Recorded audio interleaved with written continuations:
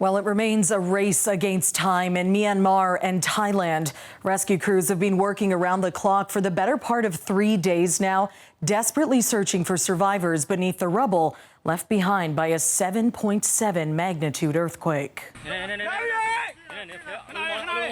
This harrowing footage depicting the moment a woman is pulled from the debris of a collapsed hotel building in the city of Mandalay.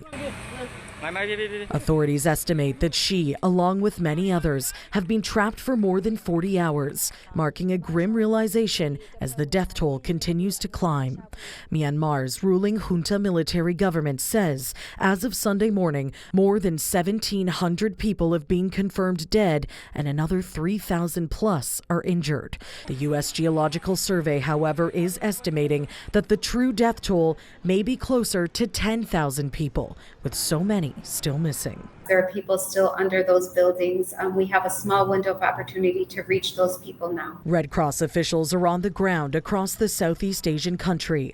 They say the earthquake has added a new level of devastation to an already struggling nation. We refer to this as humanitarians as a compound crisis, or what is called a protracted crisis. So basically what you're seeing is humanitarian needs that existed prior to the earthquake have just been compounded with this earthquake. Prior to Friday's devastating natural disaster, Myanmar was already reeling from a civil war sparked by a military coup back in 2021.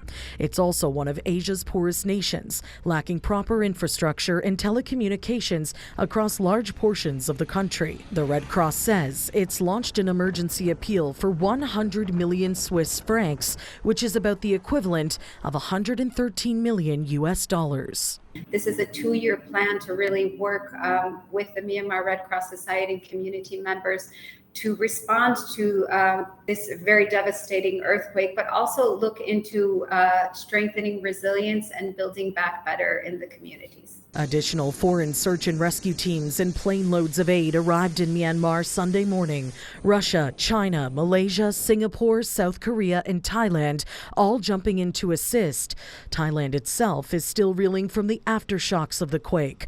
Although many kilometers away from the epicenter, Bangkok saw widespread destruction Friday, the worst of which happened here at this under construction building. Emergency crews have now recovered 11 bodies from the site of the collapse. They say at this time, more than 40 people still remain trapped or missing. Now, Myanmar's military leaders are normally averse to foreign involvement, but due to the scope of this disaster, they've explicitly asked for any help that's available. The UK, Ireland, and Australia announcing Sunday individual aid packages, which are going to total up to $20 million. U.S. President Donald Trump has also promised to send some American assistance.